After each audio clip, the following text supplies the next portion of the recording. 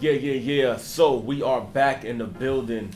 Let's make history. We're going to be talking about fatherhood as a black man, some of the stereotypes that you know that we have to deal with and that we've overcome.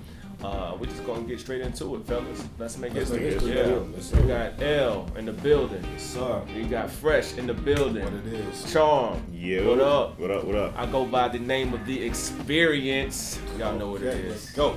So, all right. I know, L, you threw this topic out there, man. Yeah. So, I'm gonna let you go ahead and pop that off. Yeah, we wanted to talk about fatherhood, especially from a black man's perspective, because there's a lot of smoke out there Right. about us as far as fathers is concerned. And just out of curiosity, I just went ahead and Googled black fathers. Just that. Right. And the things that pop up on the first page, it's kind of like, just to give you this is from Newsweek. They're dragging about the absent black fathers myth again.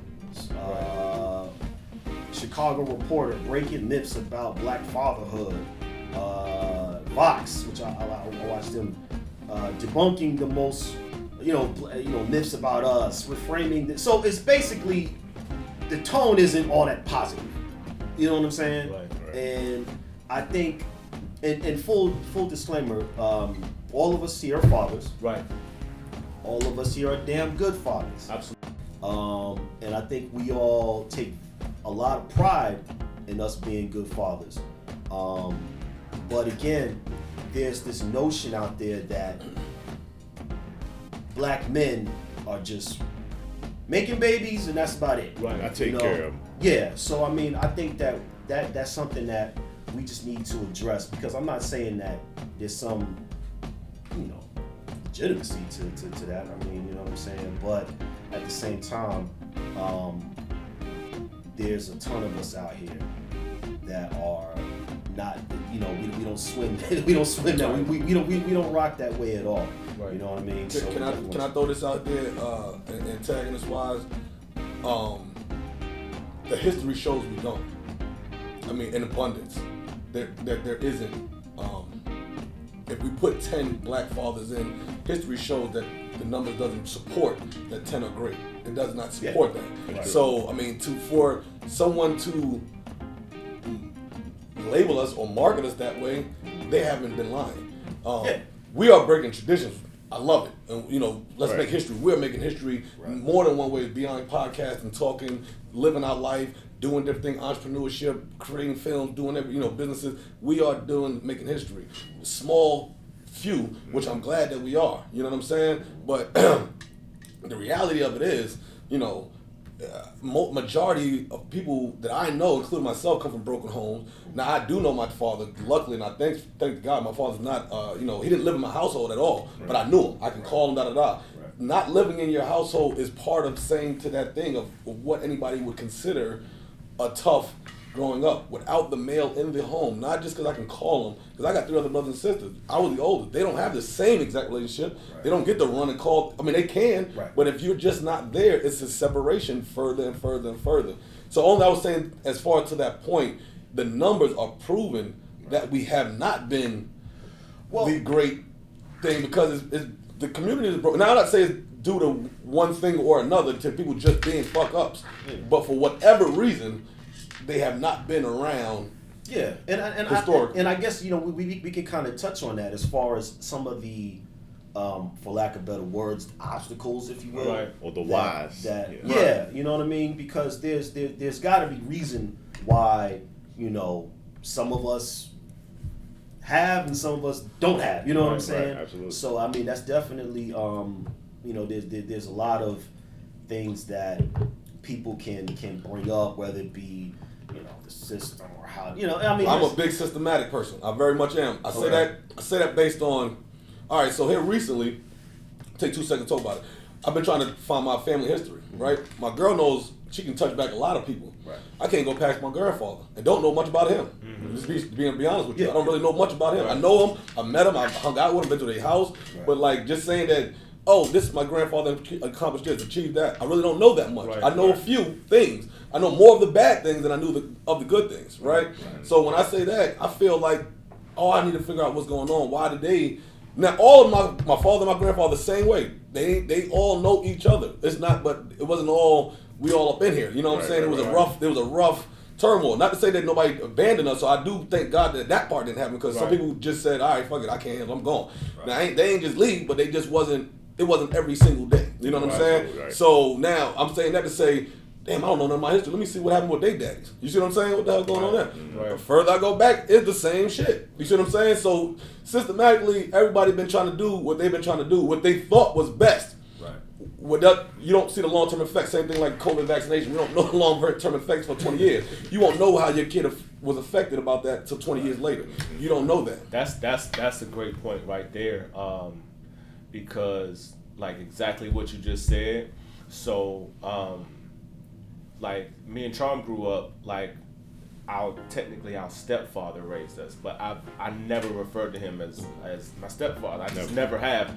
Only time I refer to him as that is when I'm trying to talk to people and differentiate separate who I'm talking about, because I was born in Baltimore. We were born in Baltimore, moved here back in '87. So and throughout from '87 and growing up, I never really had a true relationship with my biological father. And so it wasn't until, and my mom never spoke ill of him. Right. So I never had, it was never a thing to where it really affected me. And because of the fact that I had a man in the house, we had a father figure in the house. It never like was like, oh, we didn't have a father figure, right?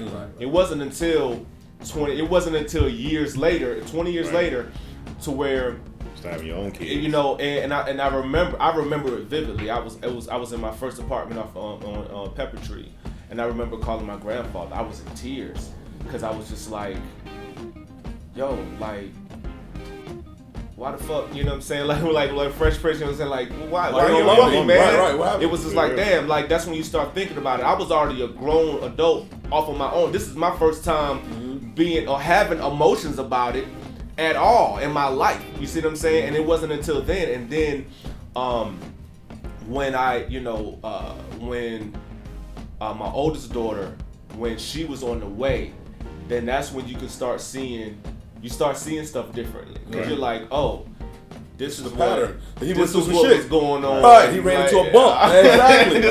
He wasn't no crazy motherfucker. He just ran into a bump and he was like, oh, I don't know what to do. I love my kid, but this one, I can't. Right. So I told him, glad you came through that, because my biggest thing was, as an adult, it's a split edge. You're either gonna let it use you to say, I'm gonna be fucked up like that, or you're gonna try to say, damn, I ain't gonna never want that to happen. And I feel like us four have tried our best. And we're not perfect, but we've tried our best to say, damn, I know that pain. Right. I you know what I mean? I know what that is. You know, it's a dark, alone pain. It ain't pain everybody when you'll see it on day. It's a pain you'll see when you're in your room at night one time.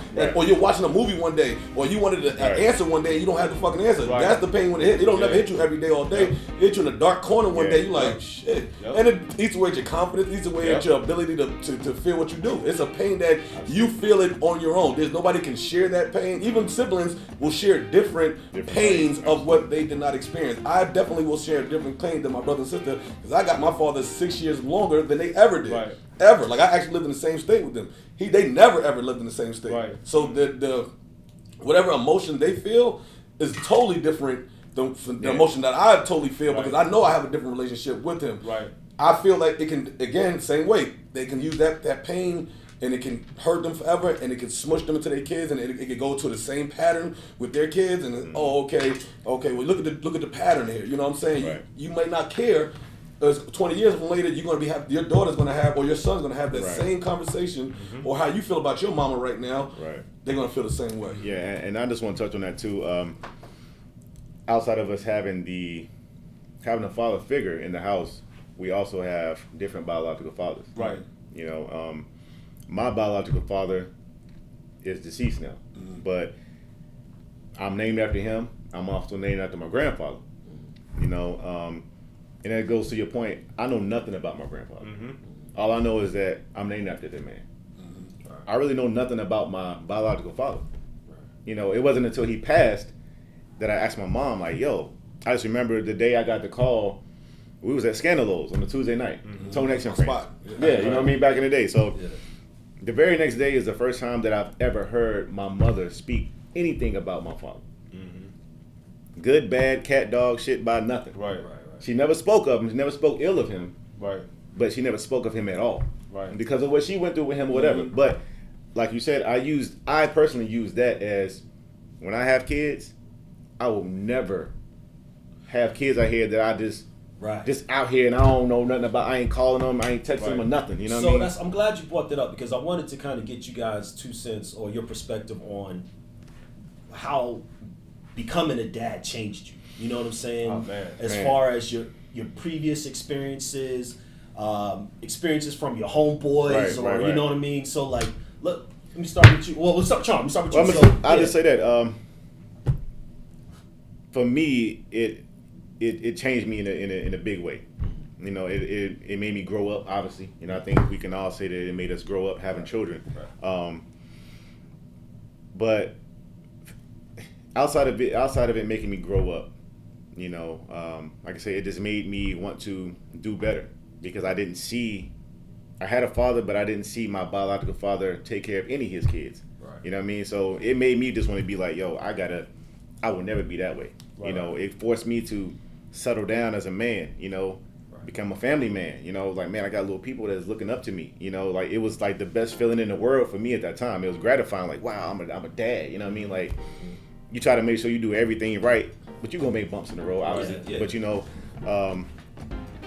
yeah, man, it just changed me. It softens your heart as a man, you know, it just makes you just like, man, you want to be so great for these people who are looking up to you, you know what I mean? So, what'd you say for you?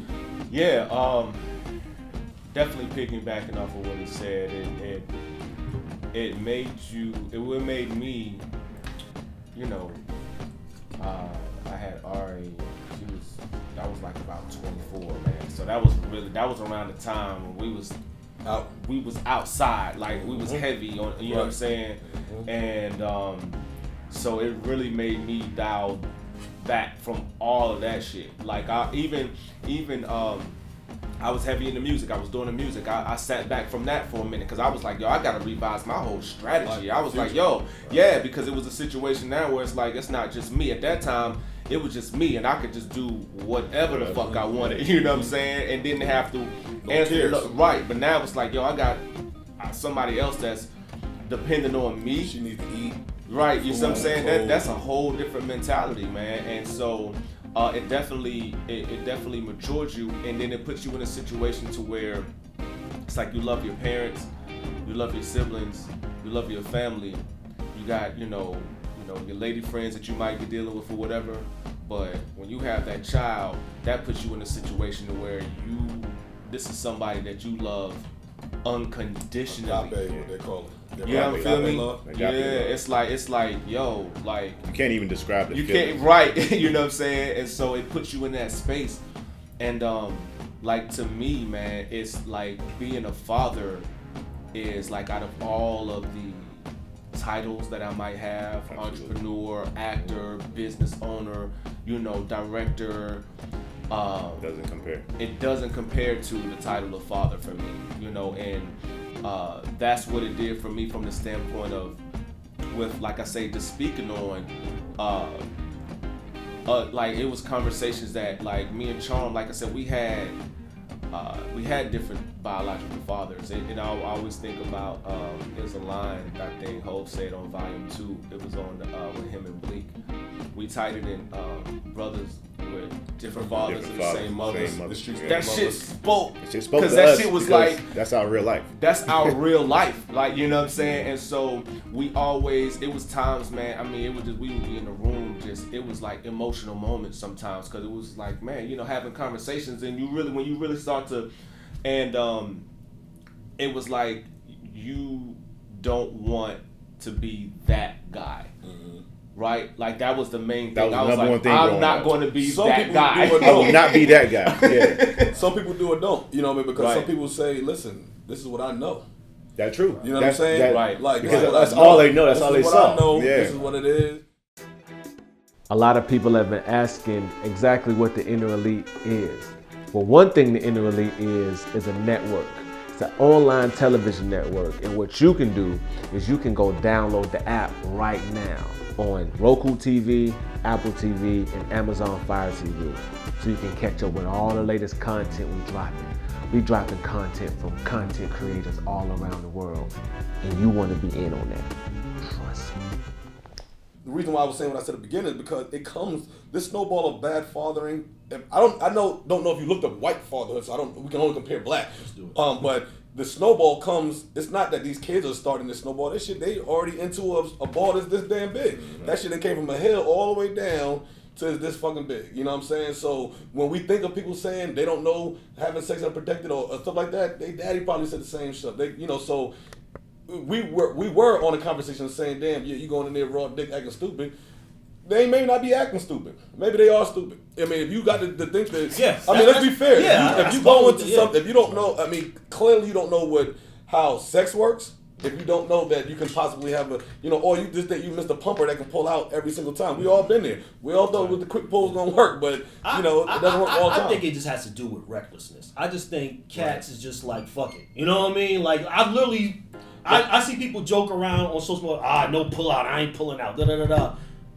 Yeah, that's what happens when you don't. You know what I'm saying? Well, again, I'm saying the only point I was making was it's not a new thought. Yeah, you know what I'm saying? Right. It's a thought that's been snowballed down for we don't know why. And as an adult, what I can't say as an adult, when I make the mistakes that I feel that my father would have made or his father, then I started getting more appreciative or at least less rowdy about feeling bad about the people before me because I'm like, shit.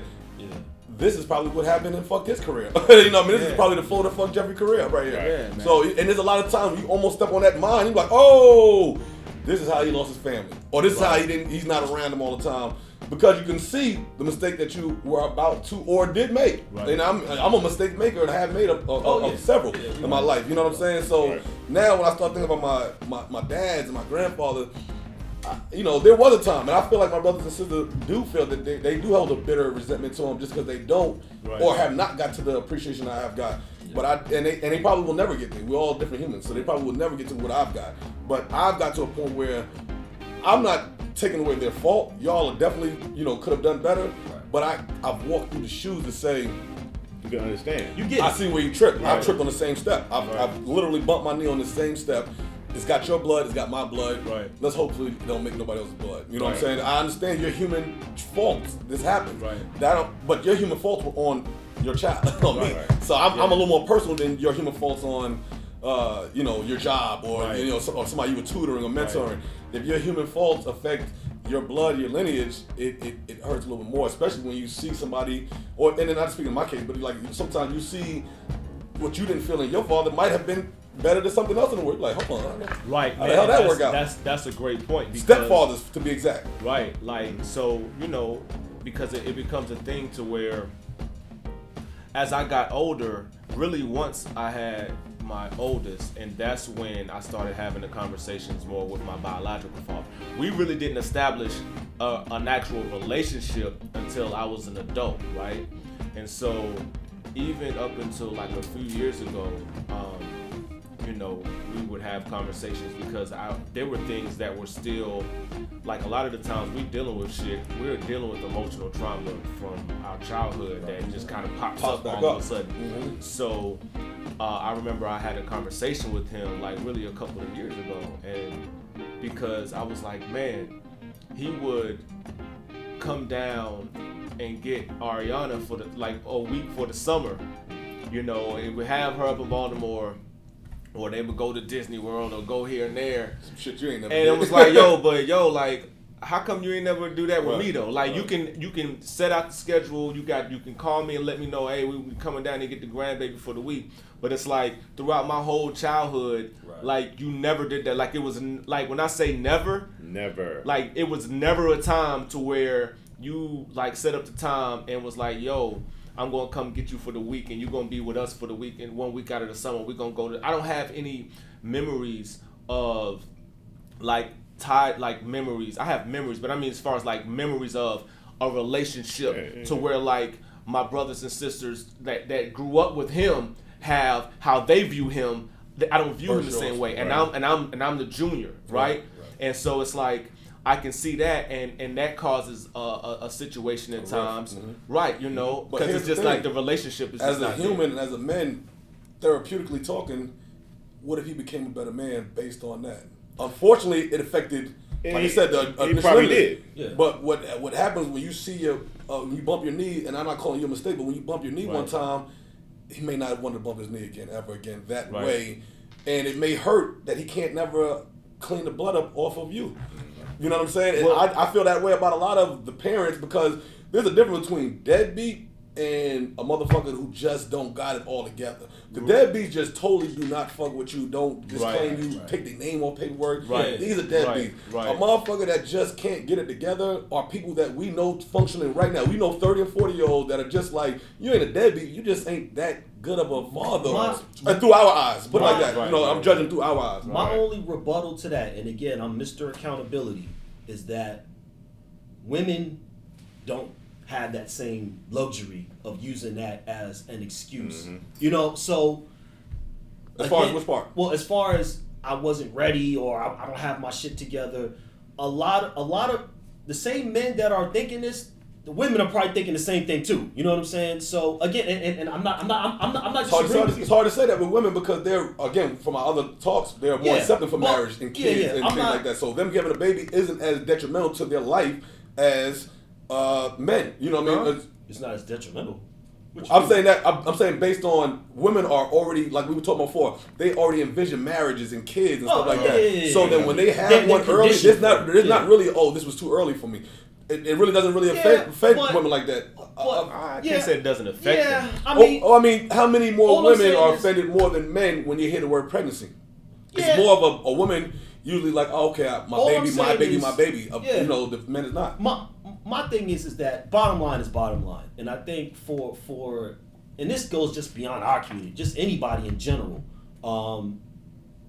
There just has to be a level of responsibility that you got to accept. In any other circumstance in life, you're able to pick yourself off the floor and dust yourself off and try to make it better. And I think when it comes to being a parent, you got to be as resilient. You know, you have to do it. I think that it's man, I hate to say, but it's kind of like our moral obligation, our moral duty to make sure that if we bring life into this world, that to the very best of our ability, we try to give that life as the best opportunities as possible. You know what I'm saying? And again, I know it's some people that's common sense. Others is like, I don't know about all that. Well, you know what I mean? The condom is the ultimate hearsay because without it, it's either you're going to have a conversation about are both y'all ready, and then what the woman says, I don't give a damn if you're not ready, I'm having a baby. Nigga, first of all, we can't tell women how many abortions they want to have, and this their stomach and body and inside. So how many times you going to tell a woman, oh, go ahead and knock that out? You know what time it is.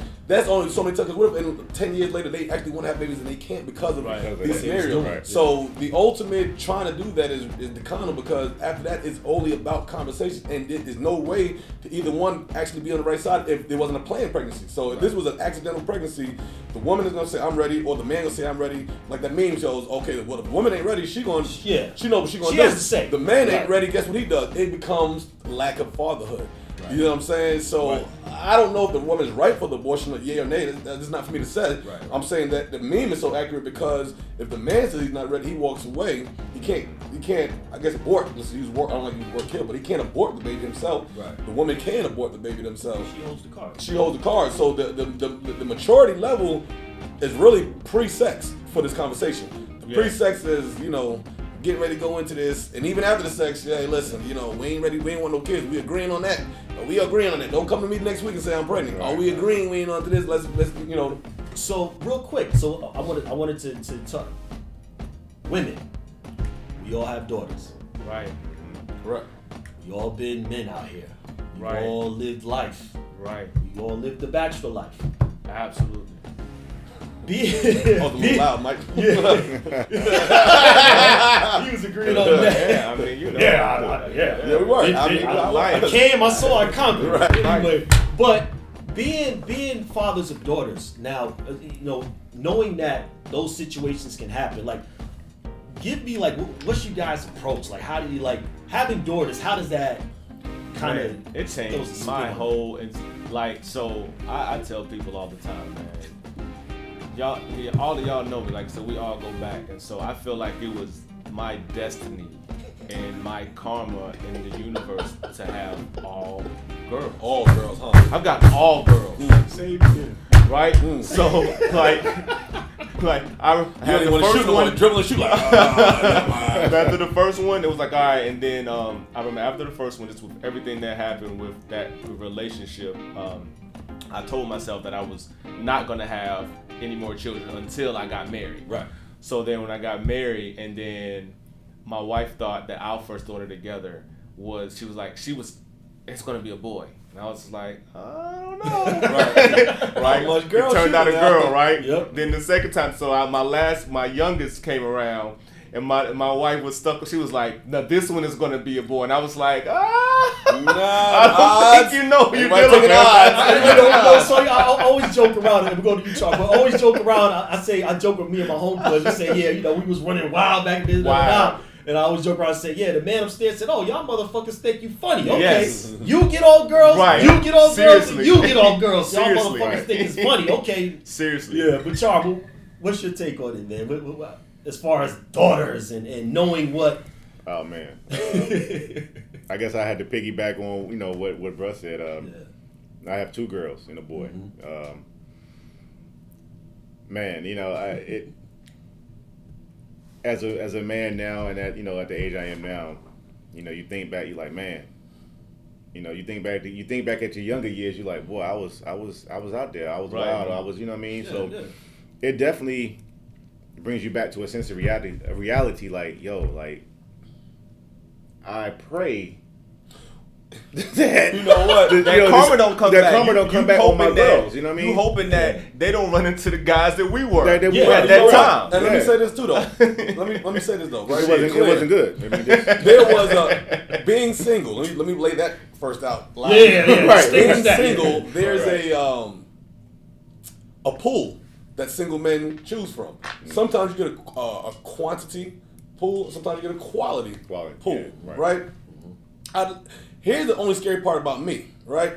When to think about my daughter, I'm for sure she's going to come from a good stock. Right? Yeah. The problem I had was in the single world, shark ate the good stock and the bad stock. Right. So then, no matter what you do, Right. you leave room to say, what the fuck did you out here doing out here on this goddamn gram? You know what I'm saying? Because it's going to change drastically from what we know to what they can get away with. You can talk about the gram. So, fake pages, like when you start watching stuff like the Shy and man. stuff, they got a Finstagram, a fake Instagram. Right. Like what? Like that's scary to know that no matter Yes. what you're doing in the household, because here's the truth. Everybody here is gonna feel like they gave good stock to their kids. Right. And if your kids is doing anything that you don't approve of at 50, don't mean what you approve of at 22. Right. What you don't approve of at 50 is gonna look weird, but it's not. My hard understanding is, do you beat yourself up? Right. Or do you just keep doing your best and just knowing that hopefully that they will mature and grow to what goes? Because everybody's gonna have a whole phase, man, woman, child. For the most part, I don't know about everybody. I can't speak for everybody. But But I feel like everybody. Yeah, I don't know about everybody. I mean, but it's very close. Yeah. You know, you're gonna have a whole phase, man and woman. And sometimes you break out of it, and sometimes you don't. I just, I feel like I think because college gives you, you want to say, I want to bring my kids to college. Oh, you're gonna introduce them to the whole phase for sure. Yeah. You just gave them a whole phase with no responsibility. College. See, at least the real world they can't hold as much because you gotta pay some bills. Right. You gotta do some shit. There was no bills. You know what's crazy? Like, I got 3 daughters myself, and the one approach that I've decided to take with them is just to be as transparent and honest and real as possible. You know what I'm saying? I think that you talking about college. Yeah. I always think back to the sheltered girls. Mm-hmm. When they got When they got to college, they cut loose. It went crazy. Wow, Yeah. it was like a bull getting Church let out. girls or the typical church. The girls that were sheltered, once they got out in the open, It it was crazy. open season on them. You know what I'm saying? Right. So that does not neglect the girl that I already knew at 15 having babies. You know what I'm saying? Right. So it's the who's the. I was going to bring up to say in a good household and a bad household, you in the waters. You know what I'm saying? The thing is, as parents, you don't have control over what your kid's going to do. Right. I think what you can control is you bestowing your wisdom on them or putting them up on game, and that's kind of the approach that I take with my daughters. I tried. I'm not going to be no hypocrite. I ain't going to say, oh, well, don't have sex, before. Right. You know what I'm saying? I'm just going to, to the best of my ability, just try to look out for this. Right. Don't try not to put yourself in situations like this. Yeah. That damn Instagram and all social be like, once you hit send, it's out there. You know what I'm saying? So I always tell them, look, don't post stuff from an emotional standpoint. Right. If you're mad at something, if you're, whatever the case may be, think Right. a couple minutes before you hit the send. I want to ask something totally different. Still pertaining to fatherhood and get a minute or 30 seconds of everybody's quick answers of what they're, because of how times have changed from the 80s, 70s, 60s to current day. We're all put in a scenario where your kids are at least 16 or older in this scenario that I'm talking about. Your kid comes to you and said they're ready to smoke marijuana, or you've already found them smoking marijuana. Who wants to go first? I'm asking this question because marijuana isn't looked at the same way it was back then. Back in the day, yeah. And by the time your kids are these ages, it's going to be legal the same way cigarette and alcohol is. Well, What will I'm gonna change? go ahead and start out there. Let's go. Because I've literally been having this thought in my head, like what and it was crazy. What it was last week. So my oldest is 17, right? Which, if you have a teenage daughter, is like a whole nother level when you're talking about like everything we've been talking about, Instagram, the whole shit. It's just crazy, right? Talking about getting ready for college and all that. She went to get her nails done. And she she went into somebody's house, right? So when I went to go pick her up, she comes out the car. She comes out the house. She gets in the car. She's like, "Yeah, look at my nails," and I'm sitting there. And I'm like, my mind is on something else. I'm like, I said, Smoking that. I said, somebody in there smoking that kush. Right. I know what kush is. She was like, oh, I think her boyfriend does. I was like, cause like, you smell like a pound of kush right now. You ain't even trying to play it off. Right. Like I'm telling her, I'm like, yo, I'm looking at you upset? Well, I was in my mind. I'm like, okay, you smell like a pound of kush. You know what I'm saying? I wasn't. You start thinking, but I'm like, when we was running in high school. Would you have been equally upset if she just had a shot? Not say she smoked anything. Mm-hmm. Let's say she did smoke. Let's say she did. Hypothetically, let's not use your daughter if you don't want to be. I don't, because I'm not trying to offend it. Let's just say the daughter did smoke. Would you have been upset, or should the father be upset? And what would have been the difference if she would have hit a black and mild or took a sip of a shot? How do those differentiate? That's what my point was. No, I see what you're saying. I'm a heavy weed smoker. Yeah. I won't smoke around my kids. I don't even smoke in my house. Right. But when they come time, if somebody asks me, one of my kids, I'm probably going to give them the advice of saying you have to let at least your lungs and brain mature. Even though I didn't take that advice, I won't be mad at you. Right. You know what I'm saying? But my only hindrance, my only red line I'm going to give you is your lungs and brain need to mature before you do this regularly. After that, I don't have any more. Yeah. I have just as much hate for cigarettes than I do for marijuana. Yeah, I think that's a good take. I think that's a good take because it's like, it's like, well, I may or may not have partake in. You don't want to go that route though. You don't want to go the route of acting like you holding. No, I'm talking. I'm just saying that. I'm just saying that. Oh yeah. For the right now. Listen, the way I approach that is the same way I'm going to approach alcohol. I'm not going to beat up here now. I think we're all pro weed. Yeah, marijuana. Yeah, absolutely. I have no problems with it whatsoever. I think it should be legalized across the board federally. You know what I'm saying? However, with that said, I would just my advice to my daughters or anybody young is the fact that, okay, I think, doing it at a certain age, I think you have to put some sort of limit on it. You know what I'm saying? So whether it's 18, whether it's 21, whatever, you know what I'm saying? But I think that I would just say to them, listen, I'm not against it. I'm with it. Mm-hmm. However, if anything, wait to 18, or when you do decide, because you're going to do it. If you ask me, you're going to go do it. Mm-hmm. Just do it responsibly.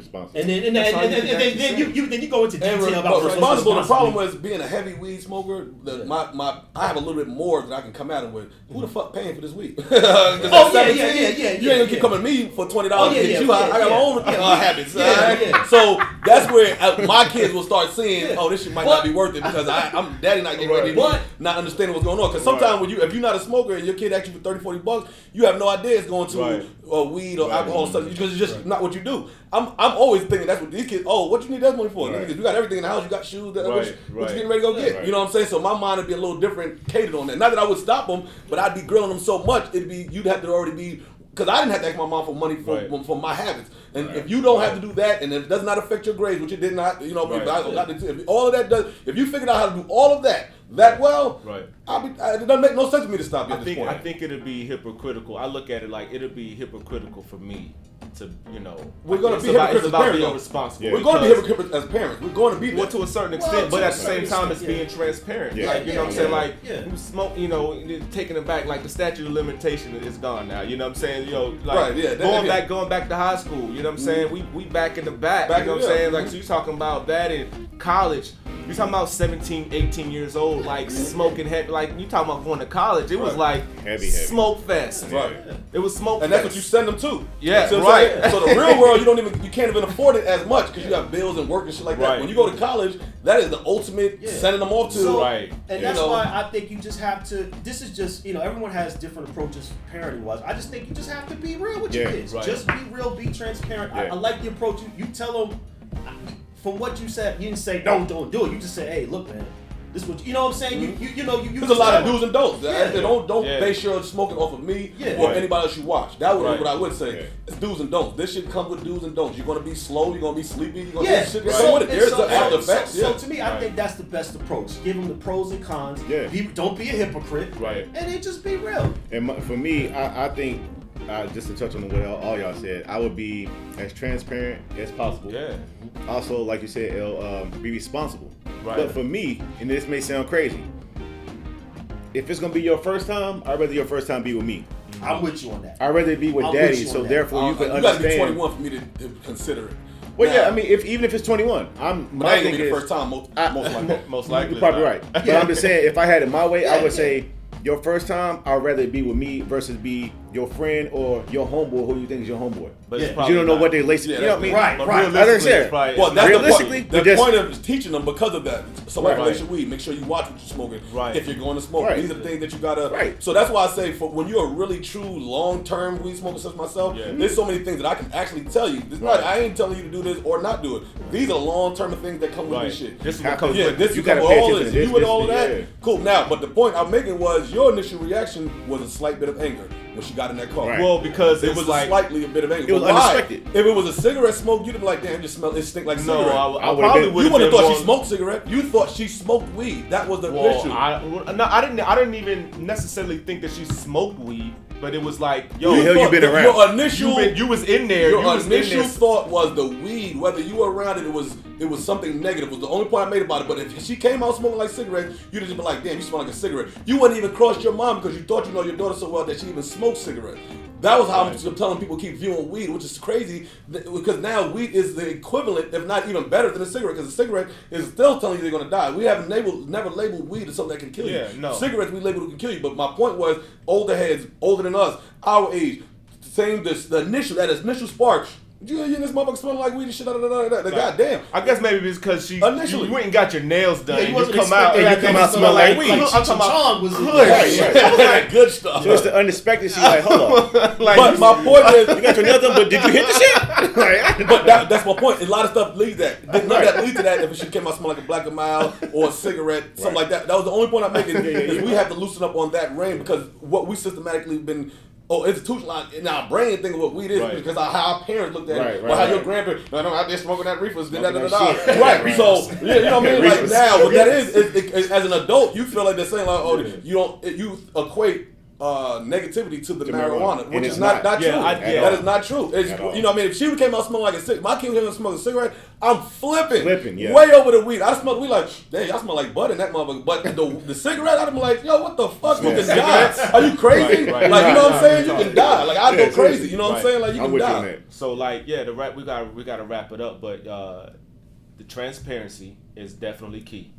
Like, I'm straight up with her, especially because she's older. You know what I'm saying? She's 17, so it's like, yo, I give Shit it is to her. real. I Yeah, give it shit to is her real. straight up. I Like, like I give it to her baby straight shit, up. yeah. Yeah, I give it to her straight up. This is how dudes coming at you or gonna come at you. This is the type of shit that was going on in college.